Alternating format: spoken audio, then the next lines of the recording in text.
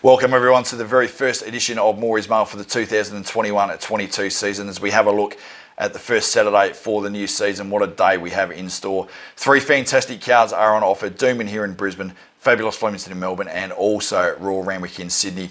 I'll give you my best bet as well as my best value bet from each of the three venues here, and we'll kick it off having a look at the 9-race program here in Brisbane at Doomben, where the track is currently rated a soft 5 and the rail is in the true position the entire circuit. The best bet on the program comes from me in race 4, which is a Class 6 handicap over the mile, and with number 10 here in Zenifer. She'll be rock hard fit. She's had 3 runs under her belt this campaign so far. The first of those was out at Ipswich on Cup Day, where she ran 3rd in the Kearney. She then finished 2nd in the Wink Skinnies up on the Sunshine Coast on Caloundra Cup Day, and her last start was a 2nd in Magic Conqueror at Doomben across this 1600 metre trip. She meets Magic Conqueror again here tomorrow, 1.5 kilos better at the weights, and she gets an absolute gun map for me right up and behind the speed there, and that's why I've made her the best bet on this 9-race program. The best value bet for me comes in at race 5, which is a benchmark 72 handicap, again over the mile, and I'm with number 3 here in Alderman. He's had 2 runs this campaign, both at Doomben, both second places, both over the 1350 metre range. The step up to the mile here looks pretty logical for me. The first of those runs was in a benchmark 75, the second in a benchmark 68. He's had a win and a second place from 2 starts when 3rd up. He does love Doomben at this mile trip here. He does draw a really soft gate 2, Jimmy Orman to take the sit from gate 3, and I think he represents fantastic each way value around about that $7 quota. Fabulous Flemington will play host to 9 races in Melbourne, which is headlined by the Group 3 Ori Star Handicap. The track is currently rated a soft 6. We are expecting it to get to a soft 5, even as good as a good 4. The rail is out 10 metres the entire circuit. Now, the best bet for me comes in at race 4, which is a benchmark 84 over the 1400 metres, and I'm with number 7 here in Lindau. She's had her last 3 runs all at Flemington, all over the 1400 metres. The first of those was a benchmark 90, resulting in a second place there. She then impressed her next run, winning that by 2 lengths. And then her last start, she had to do too much from a wide gate. And with Carleen Heffel on board, the apprentice jockey just couldn't get into the race there and left it too late.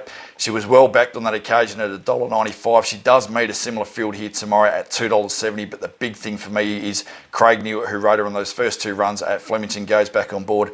And Froggy does know how to get the best out of this absolute champion horse in the making. Race 8 is the Group 3 Ori Star Handicap over 1200 metres, and my value bet does come in this race. I'm with number 3 here in Azar. He's resuming after some good runs his last 2 campaigns.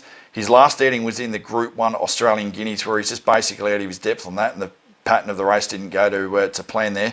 But I want to take you back to his 4 runs prior, where he finished 2nd in all 4 runs there, including a run in the CSA Stakes behind Tagaloa at Flemington, and also a 2nd behind Ole Kirk in last year's Caulfield Guineas. He hasn't missed the cash when resuming from 3 runs. Jamie Carr will take the sit from gate 9 here and just absolutely stalk the speed beautifully. I think this sets up really well here for Aza, and I think he represents absolutely fantastic each way value again. And then we have a look at Royal Randwick, where we've got 10 races on the card there, headlined by the Group 2 Missile Stakes and also the listed Rosebud. The track rating is a good 4. The rail is out 5 metres the entire circuit, and the best bet does come in the feature, which is race 7 on the card over the 1200 metres, and with number 7 here in Fasika. She'll resume here with 3 wins from 5 when fresh. Joe Pride's put her through 2 trials coming into this one here. She won her last one absolutely just barnstormed home quite easily. She does love this track and trip at Royal Randwick, and she has got some form lines around Tofana, as we know, won the Group 1 Stradbroke and also the Group 1 Tats Tiara up here in Brisbane during the Winter Carnival. And my best value bet comes in at race 5, which is a benchmark 72 over the 1800 metres, and Tim Clark sticks here with number 10 in Savvy Crown. Now, he's 3rd up this preparation and ran 3rd last start at Casino Mundial over the shorter trip of 1500 metres. That margin was less than half a length here. The 2 meet again here, but Savvy Crown does meet Casino Mondial better at the weights here, and I think we'll get an absolute pizza of a run. Casino Mondial looks like it'll be one of the leaders there, and that will just allow Tim Clark to just sit in right in behind the speed, and when the whips are cracking there in the last 300 metres, I think Savvy Crown represents some great each way value as well.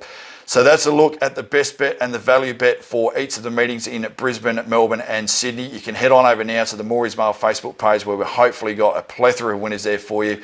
Let's create some memories this weekend, guys. Let's get it off to an absolute cracker for the first Saturday of the new season. But as I said, head on over now to the Maury's Mail Facebook page. Selections for all 28 races from the 3 venues.